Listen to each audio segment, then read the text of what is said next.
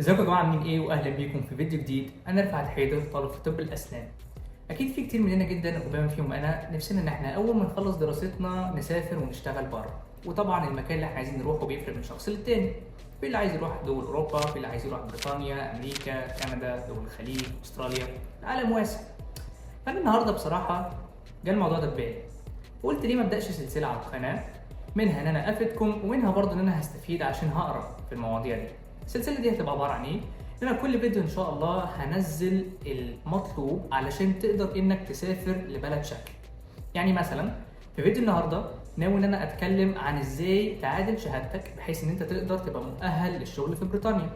فانا هتكلم على الامتحان اللي انت هتعمله، على الامتحان ده بيتكون من ايه، بتذاكر منين، بتقدم له ازاي، واحاول قد ما اقدر ان شاء الله ان انا اجمع كل التفاصيل اللي هتقدر تفيدك وتبدا ان انت تبقى مستعد انك تقدم وتذاكر وتشتغل لحد ما توصل لحلمك اللي انت عايزه.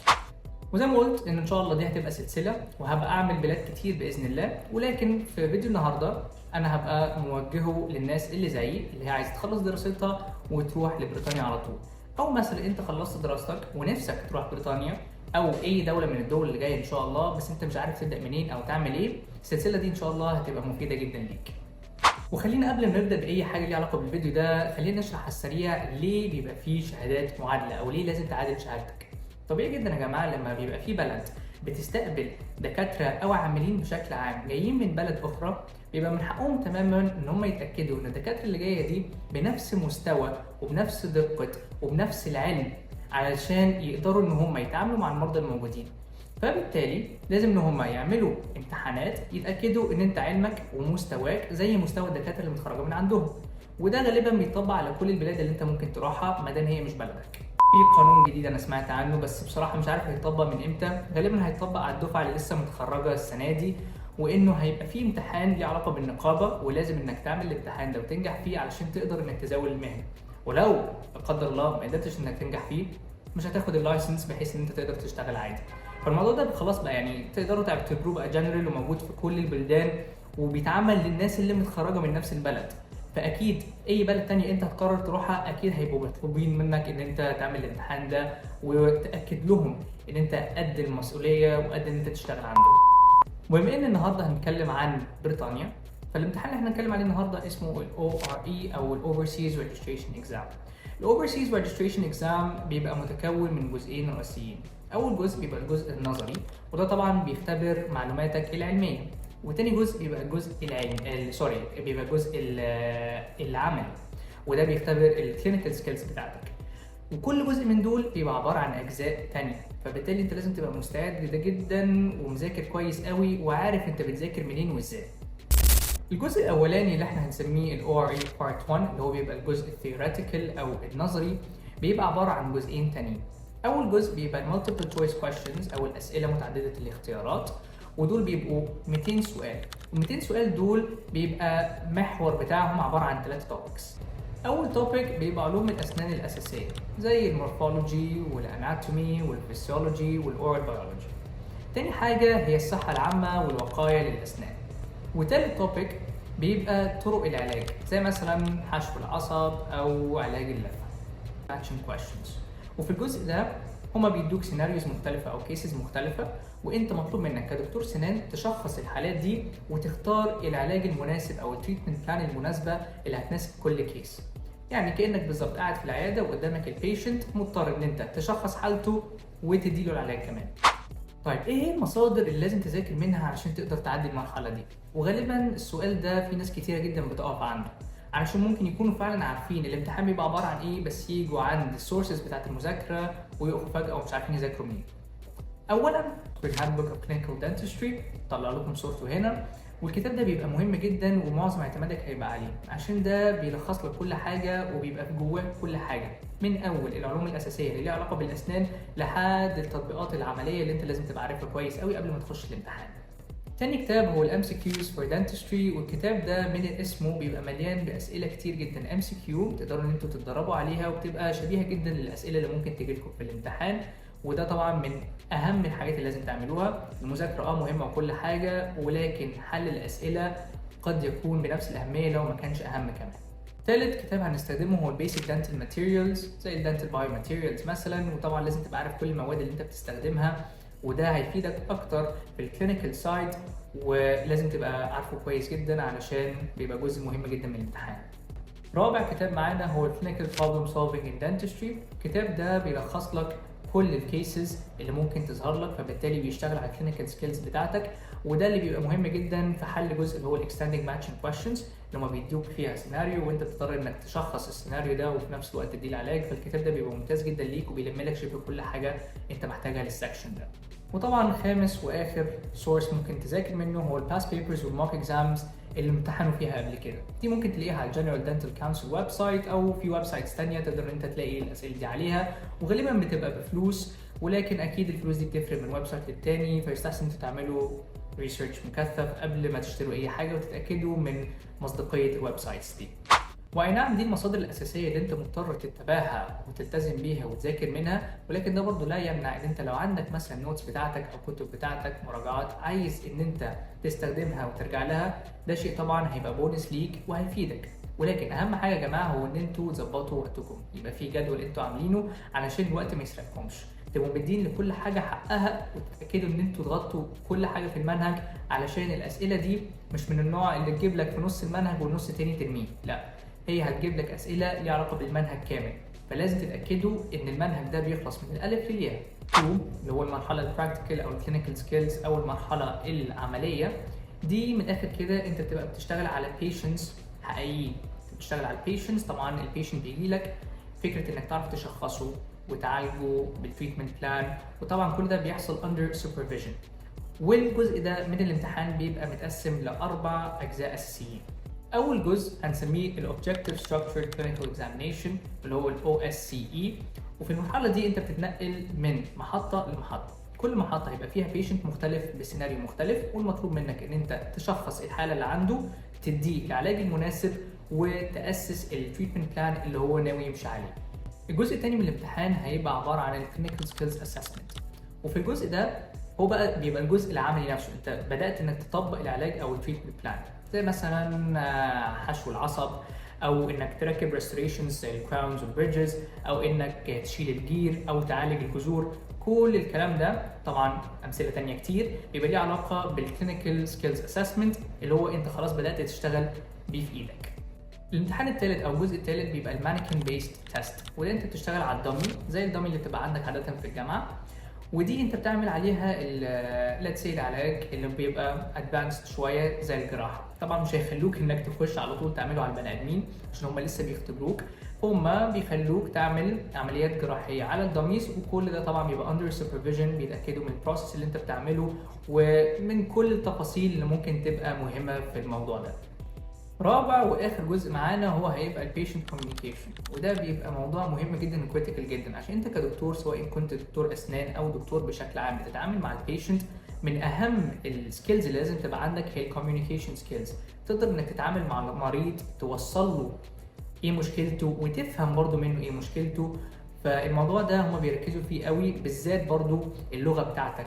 انت طبعا لو رايح دوله بتتكلم انجلش، فانت لازم لغه الانجليش بتاعتك تبقى كويسه جدا عشان تقدر تتعامل مع اللوكلز اللي هناك. فكل الفاكتورز دي بتبقى تحت البيشنت كوميونيكيشن اسسمنت او تيست، فلازم تقووا اللغه بتاعتكم، وفي الحاله دي ما دام رايحين بريطانيا يبقى لازم تقووا لغه الانجليش. وسايد نوت على السريع، طبعا لغه الانجليش ممكن تتقوى بكورسات كتير، في الكورسات المعتمده ودي اللي انا ارجح بيها، وطبعا بعد ما بتخلصوا الكورسات دي لازم تاخدوا امتحانات تعمل اسسمنت للانجليش بتاعكم زي الايلتس او التوفل مثلا، فيا ريت تبداوا من دلوقتي. ولازم تبقوا عارفين حاجه شخصيا، انا هتكلم عن ايلتس.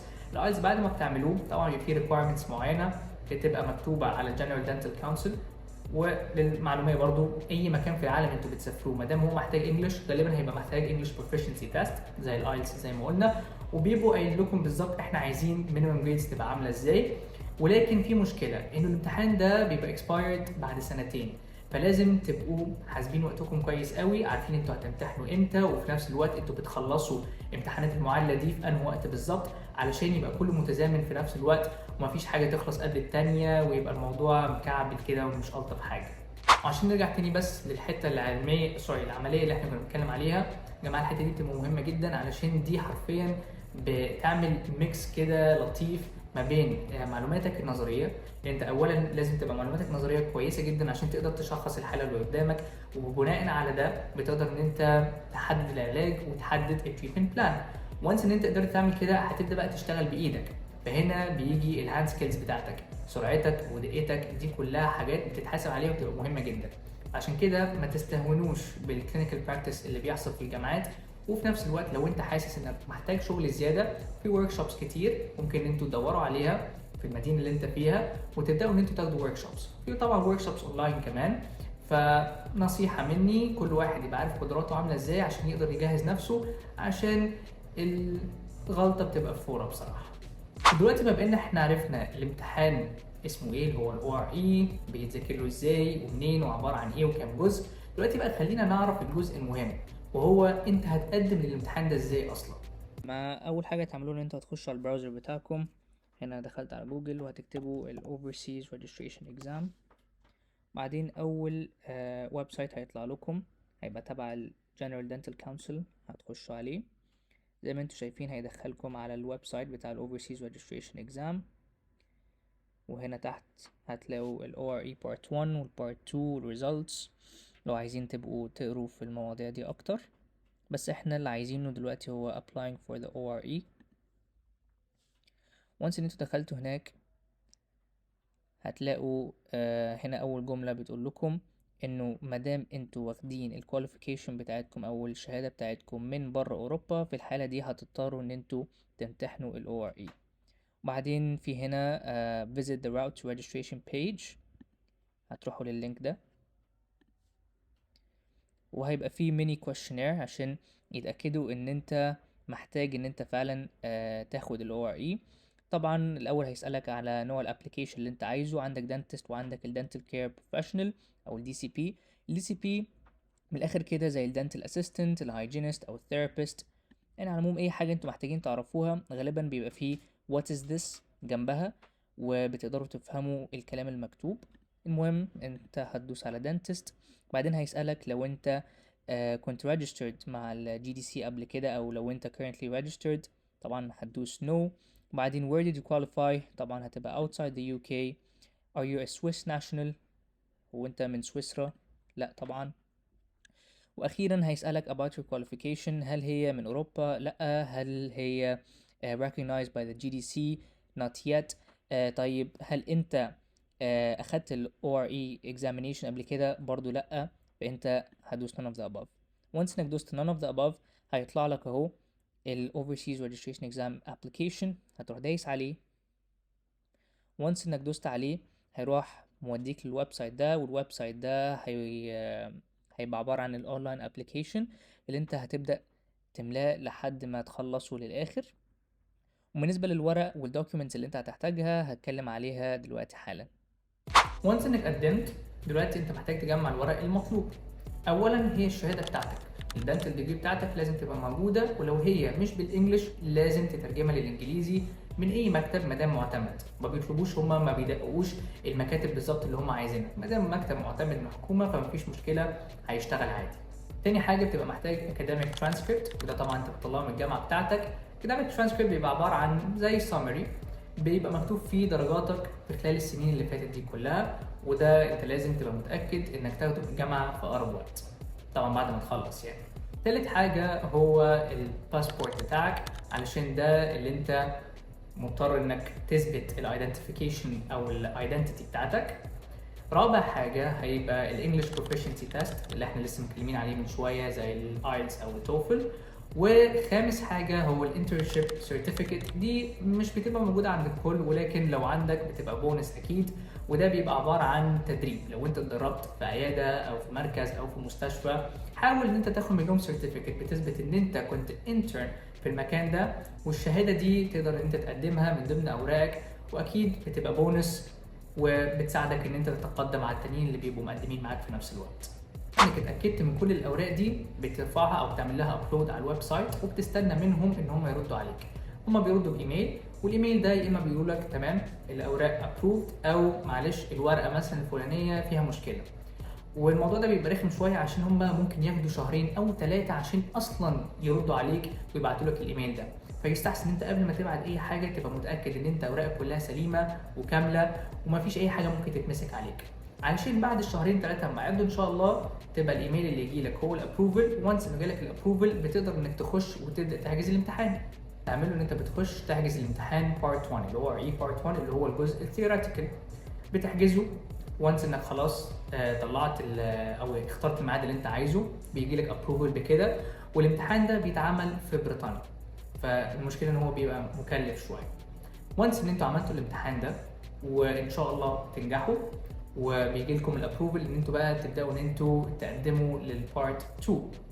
ونفس الحاجه خلاص قدمتوا بارت 2 نجحتوا فيه، ساعتها بتبقوا جاهزين ان انتوا تسجلوا في الجنرال دنتال كونسل. ولكن يا جماعه في مشكله، انه للاسف اللي ما بيقدرش انه لا قدر الله ينجح في البارت 1 فهو بيضطر انه يحجز تاني من اول وجديد. والحجز ده ممكن يقعد 6 شهور، سنه، انتوا ما تعرفوش. التايمز او السلوتس اللي بتبقى موجوده علشان تقدروا تقدموا فيها بتبقى قليله جدا، فيا ريت تبقوا مجهزين نفسكم كويس جدا. وغير الوقت، المصاريف، انتوا بتصرفوا كتير قوي، فخلي بالكم علشان محدش هيبقى عايز انه يصرف مرتين في الموضوع ده. واخيرا قبل ما اخلص الفيديو ده خليني على السريع كده اقول لكم شويه نقط لازم تخلوها في ودانكم دايما وفي مخكم، واوعوا اوعوا اوعوا تتنازلوا عنها. اول حاجه هو المذاكره المستمره. مفيش حاجه اسمها انا النهارده هريح، مفيش حاجه اسمها انا اجل لبكره. كل يوم هيفرق معاكم، وزي ما قلت لكم الوقت بيبقى مهم قوي في الموضوع ده، غير طبعا المصاريف اللي انت هتصرفها. فحرام ان انت تصرف كل المصاريف دي وتروح عليك وتضطر انك تعيد تاني. الموضوع مش ببلاش، وحرام بصراحه ان انتوا تقعدوا تعيدوا كتير. تاني حاجه هو ان انتوا تلتزموا بمواعيد او بجدول دراسي معين. زي ما قلت لكم لازم تتاكدوا ان انتوا خلصتوا كل حاجه وان انتوا covered everything وان كل حاجه اخدت حقها. تالت حاجه هو التدريب العملي المستمر. زي ما قلت لكم برضو لازم تركزوا كويس قوي في التدريب العملي اللي بيحصل في الجامعات، وفي نفس الوقت لو انتوا حاسين انتوا محتاجين اكسترا براكتس ممكن تاخدوا ورك شوبس، ودي بيبقى في ورك شوبس كتير سواء ان كانت ريموتلي اونلاين يعني، او سواء ان انتوا هتروحوا بنفسكم، وطبعا تروحوا بنفسكم بيبقى احسن بكتير. ورابع حاجه اشترك في جروبات المذاكره، يعني شوف جروبات على الفيسبوك، على الواتساب، يعني اي بلاتفورم بشكل عام. شوفوا دكتور مثلا مشهور عدى بالموضوع ده قبل كده او بيدي كورسات في الموضوع ده. كل الكلام ده هيفيدكم 100%، واوعوا تعتبروا ان الحاجات دي بتبقى تضييع وقت او تضييع فلوس. بالعكس، الحاجات دي عادة طبعا مع توفيق ربنا ومع شغلك الكويس والاخذ بالاسباب اكيد هتفرق معاكم كتير، واكيد هتأثر عليكم الوقت وهتعلي فرص النجاح. بس كده نبقى وصلنا لاخر الفيديو. والله يا جماعه ده اول فيديو اعمله ليه علاقه بالسلسله دي، حاولت ان انا قد ما اقدر ان انا اجمع كل حاجه. ممكن يبقى الموضوع متلخبط شويه بالنسبه لي، او ممكن يبقى الاوردر او الستراكشر بتاع الفيديو يعني ماشي سريع شويه بطيء شويه، لسه ما اعرفش بصراحه اشوفه بالاكتيك عامل ازاي. ولكن لو انتوا شايفين او عندكم اي ريكومنديشنز تقدروا تدوها لي عشان احسن من السلسله دي، يا ريت تقولها لي تحت في الكومنتس. ولو في اي بلدان تانية انتوا عايزين اتكلم عليها برضو اكتبوها لي تحت في الكومنتس، واشوفكم في الفيديو الجاي. سلام.